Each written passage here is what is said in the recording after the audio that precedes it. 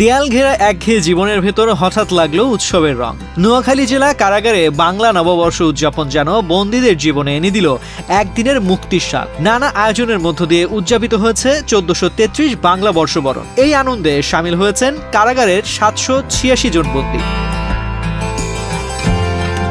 কারাগারে সকাল শুরু হয় বাঙালির ঐতিহ্যবাহী খাবার পান্তা ইলিশ দিয়ে, যা বন্দীদের মাঝে উৎসবের আমেজ তৈরি করে। দিনভর বন্দীদের জন্য রাখা হয় বিশেষ কর্মসূচি। দুপুর ও রাতে পরিবেশন করা হয় উন্নত মানের খাবার। মেনুতে ছিল পোলাও, মাছ, মাংস, মুরগি, ডাল সহ গ্রাম বাংলার ঐতিহ্যবাহী নানা পদ। পাশাপাশি ছিল মুড়ি, মুরগি, খই, বাতাসা, চিনির খেলনা ও মুরালির মতো উৎসবের উপকরণ। পদ্মা সেতু, মেট্রো রেল এবং এলিভেটেড এক্সপ্রেসওয়ে নির্মাণের গর্বিত অংশীদার বসুন্ধরা সিমেন্ট। কারাগার কর্তৃপক্ষ জানায়, বাংলা নববর্ষ কেবল একটি উৎসব নয়, এটি বাঙালির হাজার বছরের সংস্কৃতি ও ঐতিহ্যের অংশ। সেই ঐতিহ্যের আনন্দ থেকে যেন কেউ বঞ্চিত না হয়, সে লক্ষ্যেই বন্দীদের জন্য এমন আয়োজন করা হয়েছে।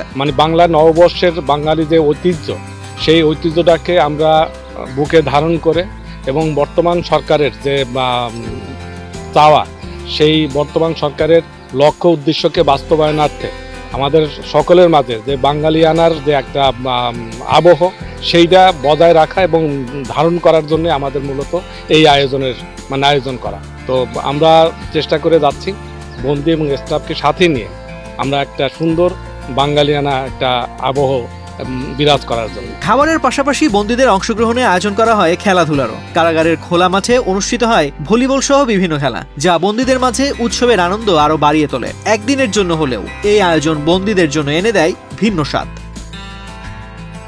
তানজির রহমান, বাংলাদেশ প্রতিদিন।